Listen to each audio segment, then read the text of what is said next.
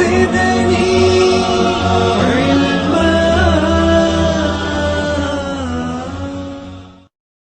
قد كفاني علم ربي من سؤالي واختياري. Bacaan kitab sekaligus penutup doa yang mana akan disampaikan oleh beliau pembacaan kitab Al-Miftah li Babin Nikah pada beliau Al-Habib As-Sayyid Al-Habib Ahmad bin Abdullah Al-Atas Quttal Qullah Subhanahu Allahumma shalli ala Muhammad. Assalamualaikum warahmatullahi wabarakatuh. Bismillahirrahmanirrahim. Alhamdulillahi rabbil alamin. Wa bihi nasta'inu ala umuri dunya waddin. Wassalatu wassalamu ala sayyidil mursalin sayyidina wa habibina wa syafi'ina wa qurrati a'yunina wa maulana Muhammadin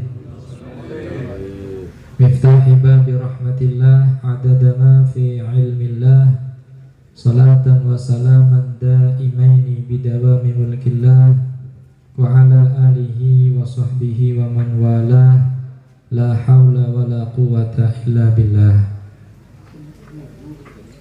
Rabbi shrah li sadri wa yassir li amri wahlul 'uqdatam min lisani yafqahu qawli amma ba'd. Dumateng para alim, para kiai, para ustaz, para sepuh, bini sepuh ingkang sedaya mawon kula hormati lan kawula mulyakaken. Kathah sanget boten saged kula sebat asmanipun setunggal-setunggal insyaallah. Boten ngirangi rasa hormat kula, boten ngirangi rasa taklim kula dumateng panjenengan sedaya sahibul bait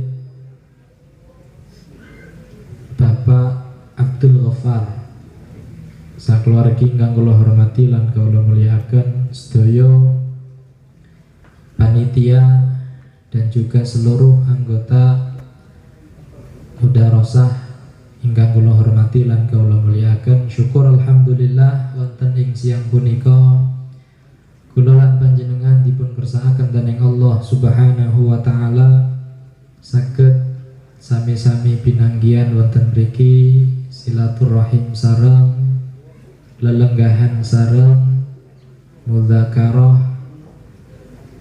sami-sami berzikir kepada Allah, bersalawat maring Kanjeng Nabi Muhammad sallallahu alaihi wasallam dan juga diniati thalabul ilmi. Mudah-mudahan kanthi niat ingkang ikhlas hadir kula lan panjenengan sedaya teng mriki yang ridho saking Allah Subhanahu wa taala. Amin. Allahumma ansal rahmat, inayah, hidayah, barakah lan maghfirah saking Allah Subhanahu wa taala. Amin. Allahumma mudah-mudahan diberi ilmu ingkang manfaat fid din wa dunya wal akhirah. Amin. Amin. Allahumma.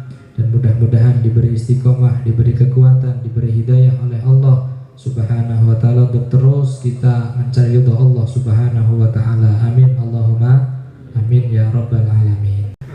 Hadirin sedaya mawon ingkang kula hormati lan kula mulyakaken, wonten ing kitab Al-Miftah li Babin Nikah niki yang biasa kita baca bersama setiap acara khataman, wonten pembahasanipun saniki teng bab as-shodaq.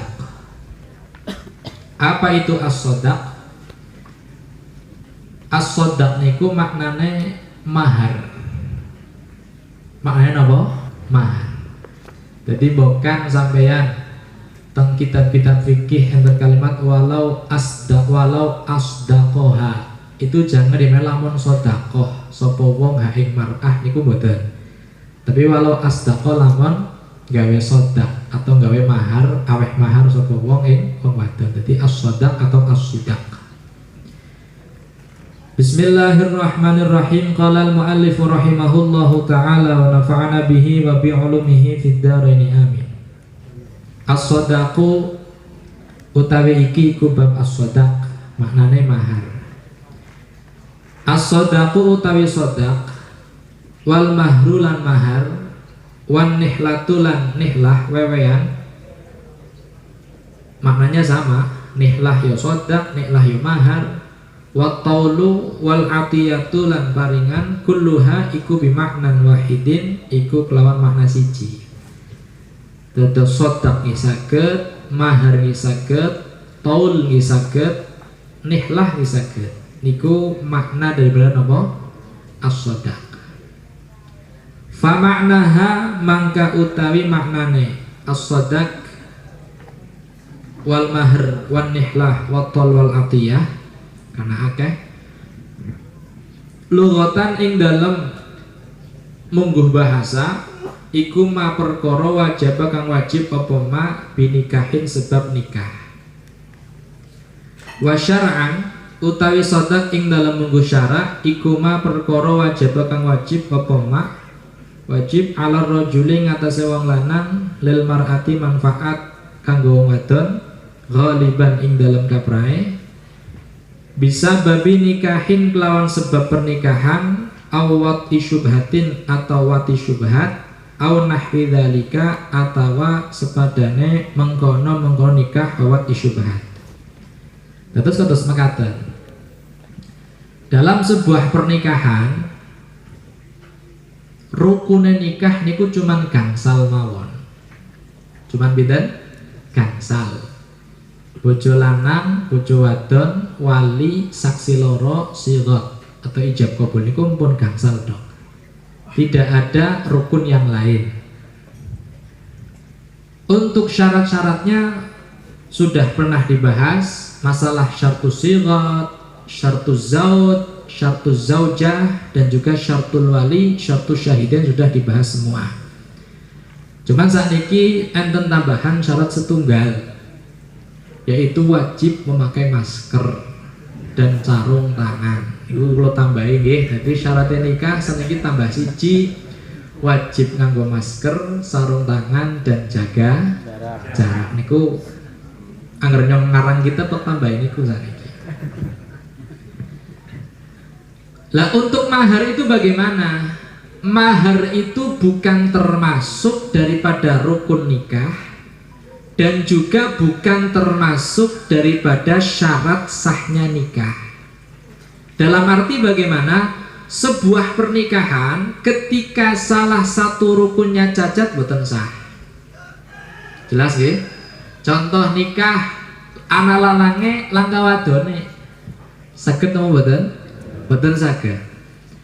Dalam mazhab Syafi'i, sebuah pernikahan ketika tidak ada walinya boten saged. Tidak ada saksinya tidak bisa, harus memenuhi unsur 5 rukun niki. Lah kangge masalah mahar niku boten dados syarat, boten dados rukune nikah.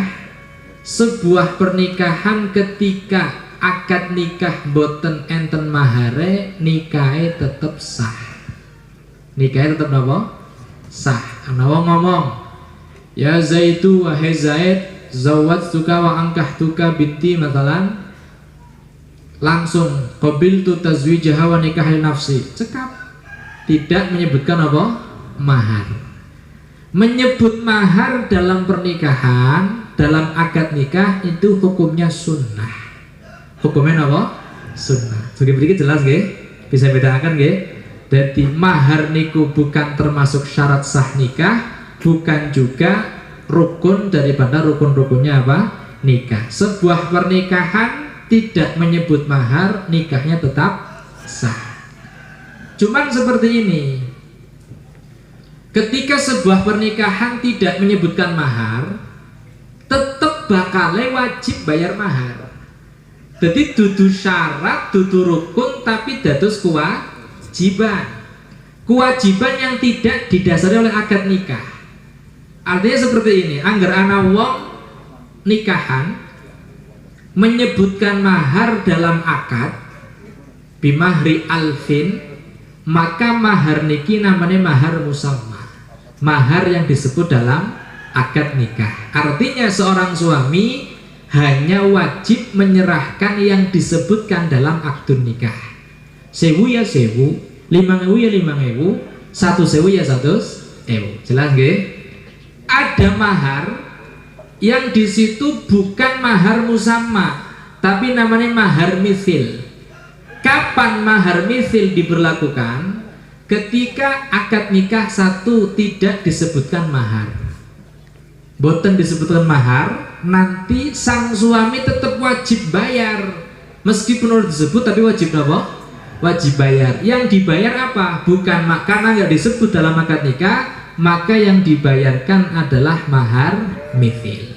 Jelas apa boten iki? Mahar apa? Mithil. Ataupun maharnya disebut dalam pernikahan, maharnya disebut, tapi mahar yang disebut tidak memenuhi syarat jadi mahar. Karena yang disyaratkan untuk menjadi mahar adalah sesuatu yang bisa diperjualbelikan, jadi taman atau muthaman, iwat atau muawad. Kalau semua nawang mahari tekawina mahari asu, wah niki mboten saged. Nikah sah, nikahin apa? Sah, tapi maharnya fasid. Ketika maharnya fasid, kembali ke mahar mithil. Bukan anjing yang diberikan, tapi harus membayar mahar mithil. Atau dalam pernikahan seumpama dengan mahar 1 liter ciu seumpama, nah ini mahar yang fasid juga. Kalau maharnya fasid, maka kembali ke mahar mithil. Tidak menjadikan akdun nikahnya rusak, tetap nikah sah. Sing rusak hanya namanya mahar mawon. Kembali ke mahar mithil. Mungkin mahar mithil dibahas. Mahar mithil bagaimana cara membayarnya, berapa takarannya, berapa ukurannya, nanti dilihat di dalam korobahnya si perempuan ini. Wong wadon nggih duwe kahangat wis tau kawin apa durung? Oh sampun, pira waktu kawin mahare, disamakan dengan maharnya kakaknya. Oke, anak baru, anak pertama durung ana sing tau kawin, coba anak pora dheweke duwe bibi. Oh bibine takoni bibine lagi kawin, mahare pira? Nah, itu nanti yang dibayar untuk menjadi mahar apa? Mahar mithil. Kira-kira jelas nggih? Lampun. Lah, kalau kita sudah tahu tentang makna dari sebuah mahar, mahar niku enten pengertian secara bahasa, enten pengertian secara syar'i. Nek secara bahasa umum. Tapi ternyata di sini mahar secara bahasa adalah sesuatu yang wajib diserahkan karena sebab adanya pernikahan. Wong nikah ya wajib nyerahkan apa? Mahar. Wajib bayar apa? Mahar. Biasanya makna lughat niku lebih luas daripada makna syar'i. Tapi ternyata di sini sempit. Sesuatu yang disebabkan, sesuatu yang wajib dibayar karena sebab adanya pernikahan, titik. Padahal ada mahar yang wajib dibayar meskipun tidak ada pernikahan. Makanya makna syar'inya lebih luas. Ma wajaba 'ala rajulil mar'ah ghaliban, sesuatu yang wajib dibayar oleh laki-laki kepada perempuan secara umum. Sebab engkin enten wong wadon malah sing justru bayar mahar maring wong lanang. Secara umum 99% lah sing arane mahar ya wong lanang aweh maring wong. Hanya ada beberapa kasus wong wadon bayar mahar maring wong lanang enten. Bisa babi nikahin, satu sebab nikah. Wong nikah ya wajib bayar apa? Mahar. Yang kedua awat isyubhatin atau wati syubhat, jima yang tidak didasari sebuah akdun nikah, atau dengan akdun nikah tapi akdun nikah sing temriku fasid inda madhab wahid. Contoh seperti ini. Walaupun bolak-balik nerang tentang masalah wati syubhat. Wati syubhat niku enten 3 macam. Pertama enten istilah syubhat fa'il. Syubhat fa'il niku tidak dihukumi haram dan tidak dihukumi halal. Halal ora, haram ora. La yusuf bil hilli wala bil hurmah. Seperti apa contohnya? Seperti seseorang salah masuk kamar. Salah masuk apa? Kamar dengan catatan betul-betul tidak tahu. Seumpama lanangnya orang ngerti bahwa wadone kedudu bojone dikumpuli, wadon orang ngerti, dua-duanya syubhat. Dua-duanya apa? Syubhat. Angger lanang yang orang ngerti, wadone ngerti, nang lanange syubhat, nang wadone zina. Karena wadone ngerti sih bahwa kita dulu lanange kok gelem zina. Atau dibalik, lanange ngerti, wadone orang ngerti ini bojone mati lampu kan ya lagi ungsum mati lampu. Ya orang ngerti jebule dudu bojone. Tapi di mek ana kumise, pada bana kumise, kita lalah ngenyong ya. Orang nyuara orang apa? Akhirnya berhenti kumpulan, nanging ngerti gitu bojone. Tapi bojone orang ngerti, maka bojo wadon itu hukumi syubhat, lanangnya hukumi apa? Zina. Bisa zina dari salah satu ataupun syubhat dari dua-duanya. Kalau sama-sama tahu tidak ada syubhat. Lanangnya ngerti, wadone ngerti, dudu pasangannya, dudu sing pasangan sing halal. Lanangnya ngerti, wadone ngerti, maka dua-duanya hukumi apa? Zina, naudzubillah. Jelas gak? Lah, orang yang wati syubhat seperti itu dalam kasus semacam ini namanya syubhat fa'il. Syubhat fa'il la yusuh bil hili wala bil hurmah. Halal ya ora, haram ya ora. Dalam arti oleh ganjarannya ora, dosa ya ora. Angger wong nikah, nggih wong nikah karo bojone dhewek, niku kan termasuk ibadah. Artinya jimatnya jimat yang berpahala, enak oleh pahala, ya Zan ya, jere tapi. Angger seumpama, napa namanya iki haram, ya haram artinya zina, ya dosanya gede. Tapi niki dosa ora, pahala ya ora. Namanya syubhat apa? Syubhat fa'il. Kalau seumpama ternyata hamil, maka nanti anak yang lahir tetap mansub, binnya tetap ke bapak yang menghamilinya, meskipun tidak ada pernikahan, tidak ada akdun nikah. Dan ketika ada perbuatan wati syubhat semacam ini, wajib membayar maharnya.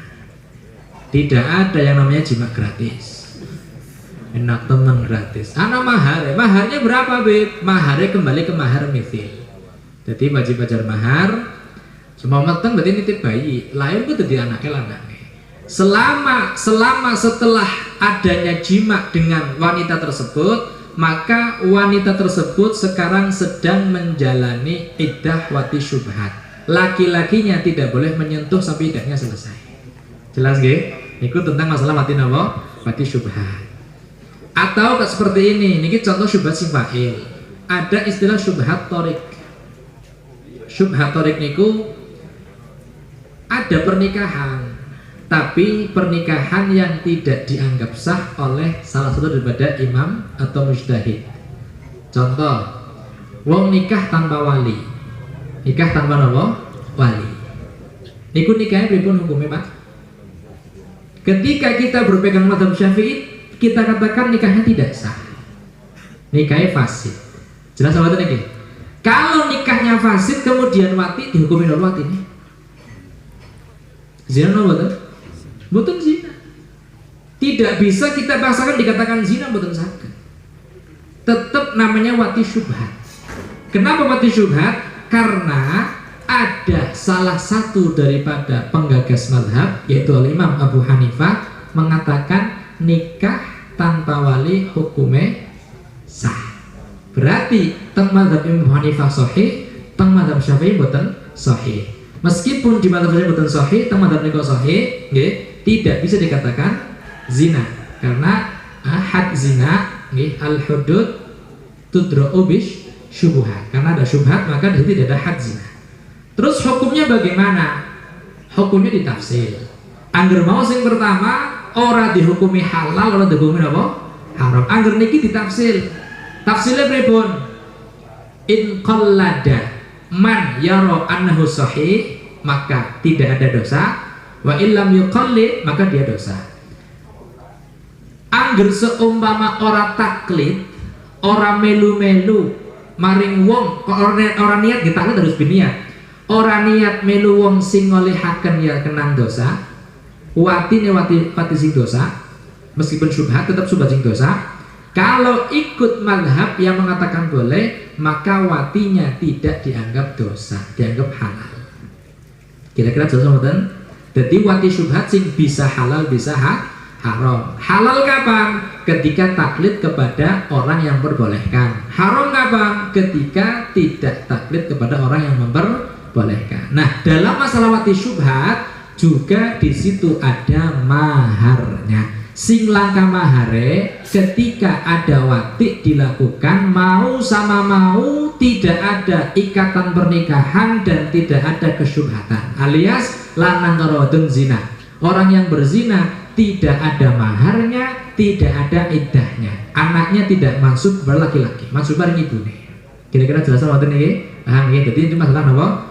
Absolut. Jadi wati syubhat juga termasuk wati yang menyebabkan seseorang wajib membayar apa? Wajib membayar mahar. Au nahwi dzalik, atau sepadanya mengkono-mengkono nikah atau wati syubhat. Niki berbicara secara umum. Berbicara secara apa? Umum. Wau kula cerita sing arane mahar niku umume 95%, 99% niku wong lanang aweh maring wong wadon.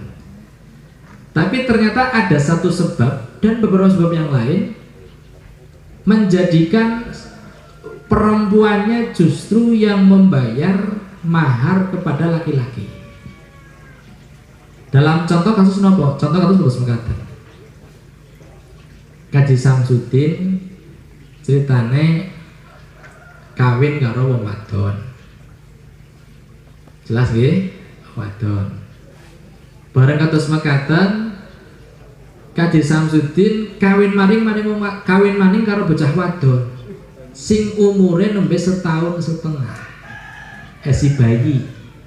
Jadi keci daripada ke bocah melasi bapaknya wis mati, bapaknya wis mati, daripada langkah sing rumati wis dirumati sampean bae wis. Akhirnya jaga jine tek nikahi bae.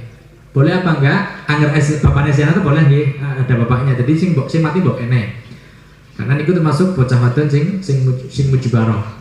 Akhirnya bapaknya ya wis cilah daripada soalnya kan bojo maning jiki anake nyong daripada langkah sing rumati wis malah rumati sampean bae wis dadi bojone sampean. Akhirnya diakad nikah dengan Kaji Samsudin. Berarti Kaji Samsudin iki duwe istri kali. Siji wis tua, siji esi bayi. Paham lho ngoten iki? Jelas nggih, Bu? Setelah dinikahi ternyata istri yang masih kecil nangis, akhirnya disusoni daneng bojo pertama. Paham nonton iki? Jadi bocah sing cilik nangis disusoni daneng bojo sing pertama dengan susuan yang menjadikan mahram 5 radhaat dan juga di bawah umur 2 tahun.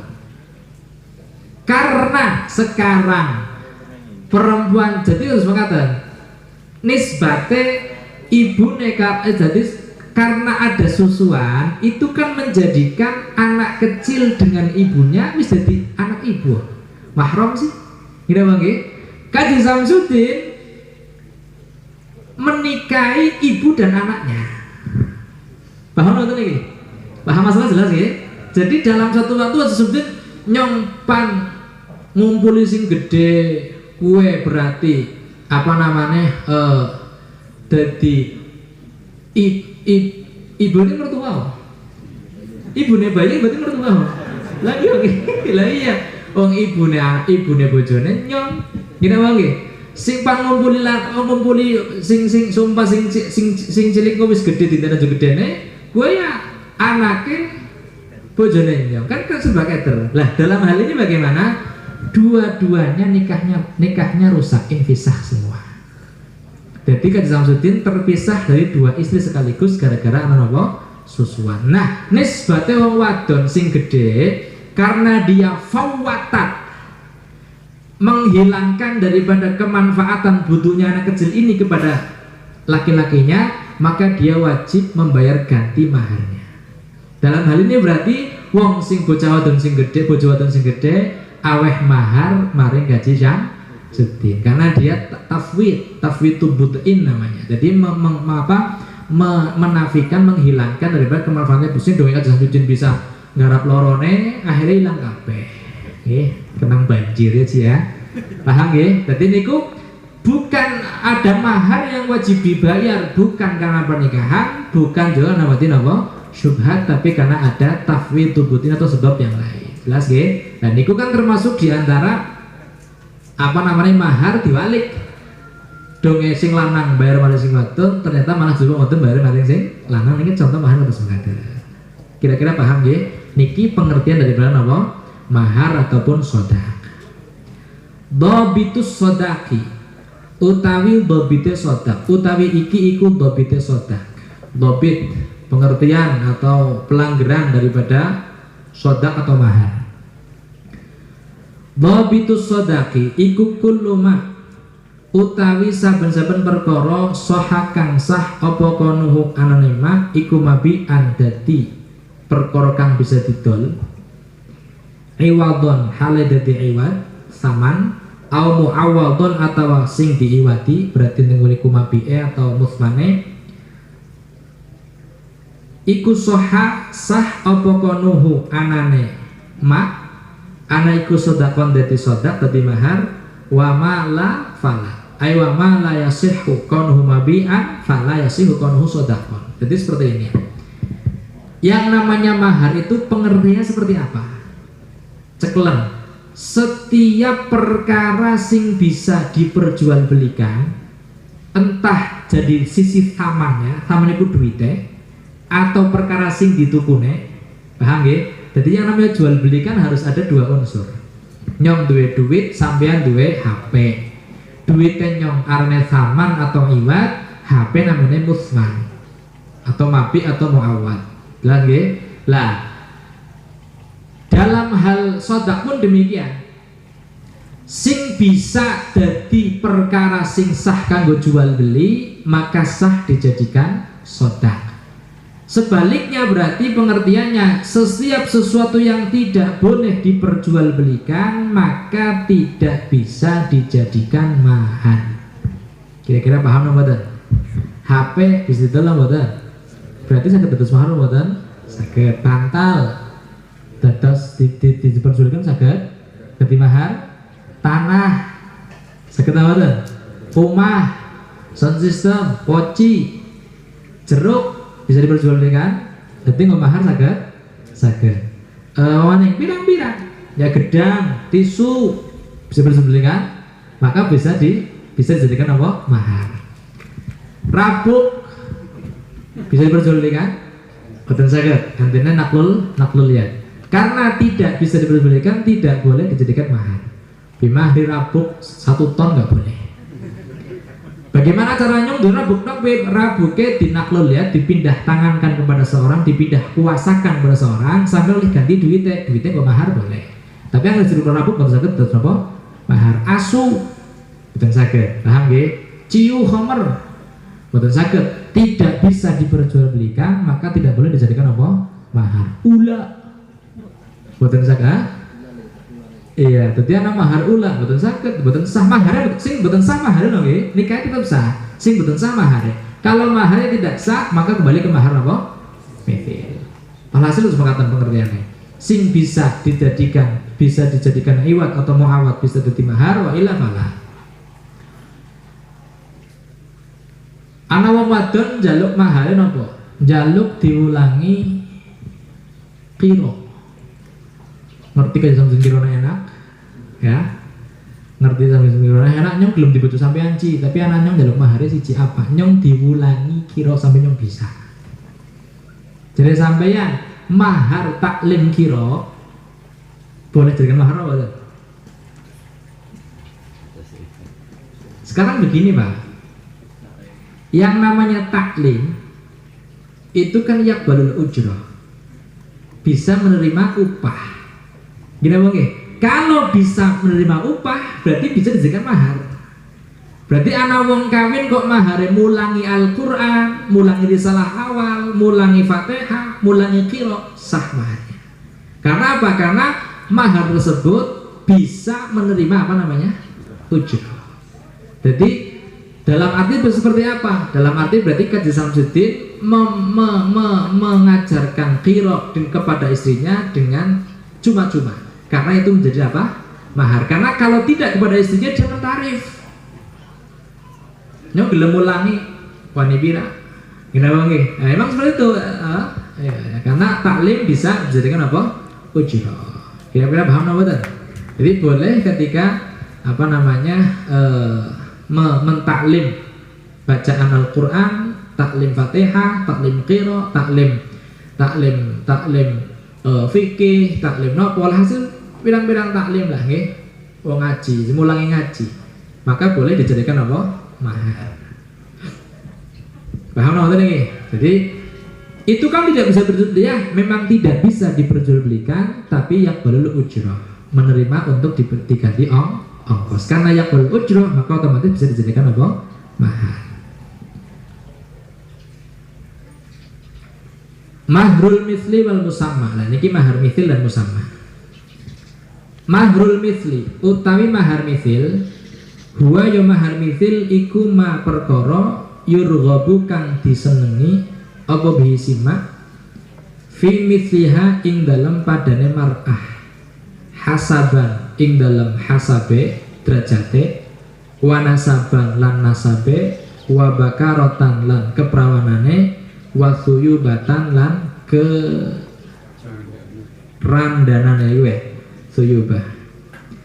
Wa amal musamma anapun utawi mahar musamma iku fahuwa mangko utawi mahar musamma iku ma perkara ma mahar yulkaru kang den tutur apa ma fi aqdin kang disebut apa ma fi aqdin nikah ing dalam akad nikah, sawaun iku padha kana utawa yen ana apa mahar ana apa mahar musamma iku mahrul mithli madane mahar mithil au aqalla atau luwih sithik au aktsara atau luwih akeh. Ini pengertian daripada mahar musamma dengan mahar mithil. Mahar musamma dulu. Mahar musamma adalah mahar yang disebut di dalam akdun nikah. Di dalam akdun nikah. Bisa jadi mahar musamma ini lebih banyak dari mahar mithil, bisa jadi lebih sedikit dari mahar mithil. Bisa jadi imbang. Contoh, anak bocah wadon dinikahi mahare seumpama mahare 10 juta seumpama. Kakak perempuannya sudah pernah menikah, maharnya hanya 1 juta. Berarti kan mahar mithil bocah wadon dia sebenarnya 1 juta kok. Tapi ternyata lanange kepengen awe mahar 10 juta. Berarti kan mahar mithil, mahar musamma yang disebut dalam akdun nikah lebih banyak daripada mahar mithil. Kadang sebaliknya, hati-hati sampean. Duh, ke kakangnya biyen lho kawin, oleh mau sugi-sugi nemen. Mahar yang ngrungokke ana sing mahar Fortuner, ana sing mahare Avanza. Duh, kayaknya ora disebut. Nyong penting mahar melu mahar mithil. Maka bagaimana? Nyong gelem ora gelem pan lebih habib dingin pokoknya mahar itu disebut pan mahar pira sampeyan 500.000 bayar. Maka bagaimana ketika disebutkan 500.000 dalam akad nikah, maka itu maharnya meskipun nilainya tidak ada seberapa dibanding daripada mahar mithilnya perempuan ini. Paham ya? Makanya kadang-kadang menyebutkan mahar dalam akad nikah bisa menjadi wajib. Bisa menjadi apa? Kapan itu terjadi? Ketika kesepakatan ketiga.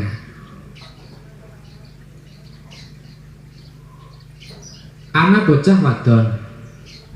Bocah wadon iki bocah wadon sing mahjur. Ya, mahjur alaih. Mahjur alaih bisafah matalah. Teng mriku angger seumpama tidak menyebut mahar, maka nanti kembali ke mahar mithil. Sedangkan mahar mithilnya itu tidak menjadikan maslahat untuk si perempuan yang mahjur alaih. Mahjur alaih itu wong wadon sing lolo lah, sing orang ketidurnya.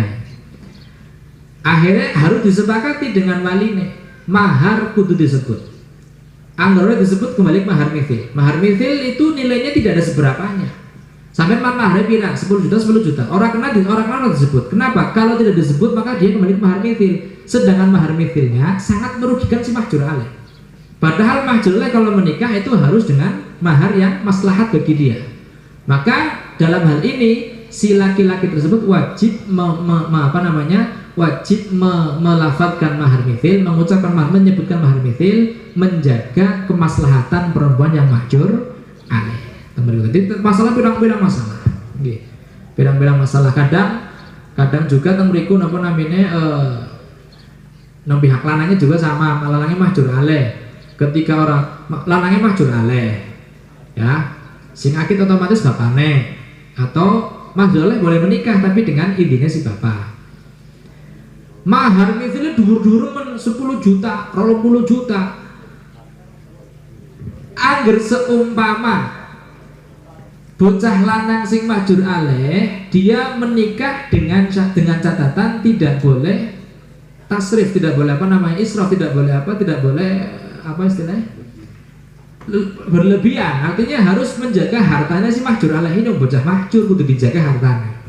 Maka disepakati mahar 100.000 saja.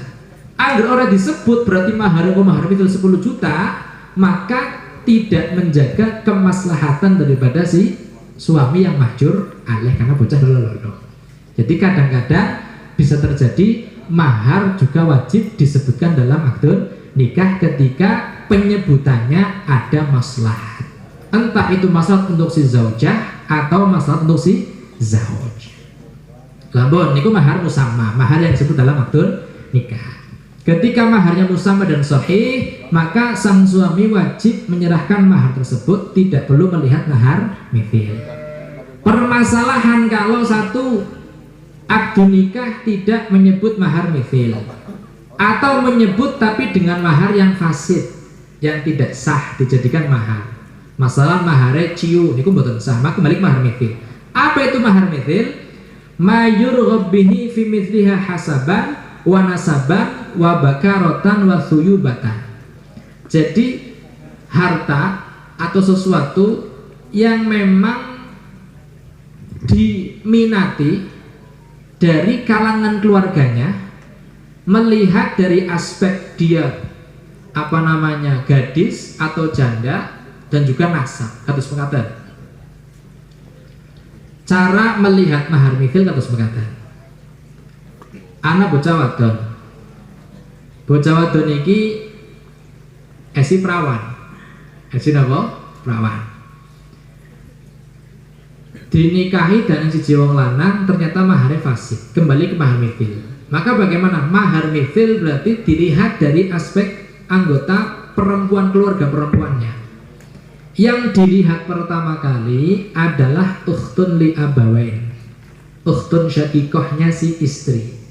Kakang adine sing sebapak seibu, sing wis tau kawin mahare pira, sing waktu kawin wong wadon sing gadis. Karena kan beda mungkin antara mahar gadis dengan mahar janda. Dan juga dilihat secara aspek nasab, dalam nasab juga, dalam hasab juga, dan lain-lain. Alhasil yang pertama kali dipandang adalah ukhtun syakikohnya dia. Kalau tidak ada ukhtun syakikoh, maka coba bukan bapane ternyata duwe anak wadon maning sing ora seibu karo bojo wadon dia, wis tau nikah nacak namanya ukhtun li abin. Mahare pira?